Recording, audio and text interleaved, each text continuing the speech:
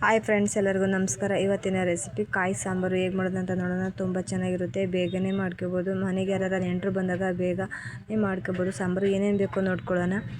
ಇಲ್ಲಿ ಕಾಯಿ ತೊಗೊಂಡಿದ್ದೀನಿ, ಸಾಂಬಾರು ಪುಡಿ ತೊಗೊಂಡಿದ್ದೀನಿ, ಟೊಮೊಟೊ, ಬೆಳ್ಳುಳ್ಳಿ, ಒಂದು ಮೀಡಿಯಮ್ ಸೈಜ್ ಈರುಳ್ಳಿ, ಹುಣಸೆಹಣ್ಣು ಒಂದು ಗೋಲಿಗಾದ್ರದ್ದು, ಹುರುಗಡ್ಲೆ ಒಂದು 2 ಸ್ಪೂನು,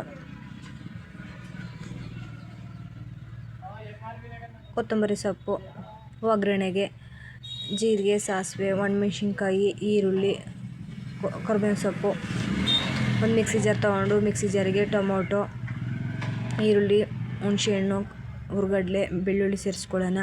ಸಾಂಬಾರು ಪುಡಿ ಸೇರಿಸ್ಕೊತಾ ಇದ್ದೀನಿ. ಕಾಯಿ ಸೇರಿಸ್ಕೊಂಡು, ಕೊತ್ತಂಬರಿ ಸೊಪ್ಪು ಸೇರಿಸ್ಕೊಂಡು, ಒಂದು ಸ್ವಲ್ಪ ನೀರು ಸೇರಿಸ್ಕೊಂಡು ಪೇಸ್ಟ್ ಮಾಡ್ಕೊಳ್ಳೋಣ. ನೈಸಿಗೆ ಪೇಸ್ಟ್ ಮಾಡ್ಕೊಬರೋಣ.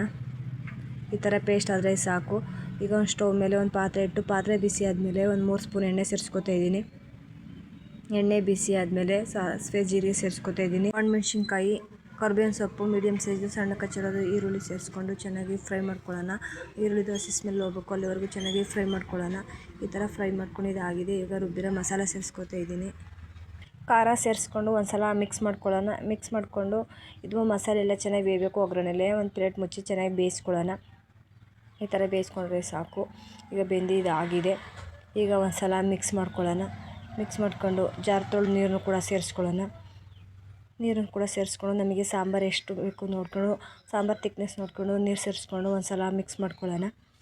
ಅದಾದರೆ ಸಾಕು. ಈಗ ಒಂದು ಸಲ ಮಿಕ್ಸ್ ಮಾಡ್ಕೊಬಿಟ್ಟು ತುಂಬ ಚೆನ್ನಾಗಿರುತ್ತೆ ಸಾಂಬಾರು. ಏನಾರು ನೆಂಟರು ಬಂದಾಗ ಬೇಗನೆ ಮಾಡ್ಕೋಬೋದು. ಇದ್ರ ಜೊತೆಗೆ ನಂಚ್ಕೊಳ್ಳೋಕ್ಕೆ ಬಜ್ಜಿ ಇಲ್ಲ ಹಪ್ಪಳ ಮಾಡಿಕೊಂಡ್ರೆ ಸೂಪರಾಗಿರುತ್ತೆ ಸಾಂಬಾರು ಊಟ ಮಾಡೋಕ್ಕೆ.